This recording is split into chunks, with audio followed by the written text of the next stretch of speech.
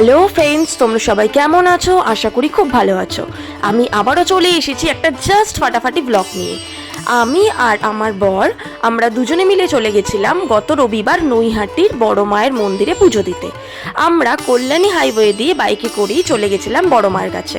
অবশ্য এই নিয়ে আমাদের বড় মার কাছে দুবার যাওয়া। বিয়ের আগে ডিসেম্বর মাসে একবার গেছিলাম আমার বরের সাথে। দেখো তোমরা, 101 টাকার বিনিময়ে আমরা কিন্তু মায়ের পুজোর ডালা সংগ্রহ করে নিয়েছি। মোমবাতি, ধূপকাঠি, আলতা, সিঁদুর, মিষ্টি। আর হ্যাঁ, মিষ্টির পরিমাণটা আমরা একটু বাড়িয়েছিলাম বলে এক্সট্রা 25 টাকা দিতে হয়েছে। তো আমরা দুজনে মিলে এখন পুজোর ডালা নিয়ে এগিয়ে চলেছি মায়ের মন্দিরে মাকে দর্শন করতে। ধর্ম হোক যার যার, বড় মা সবার। সত্যি এই কথাটি কিন্তু একদম খাঁটি।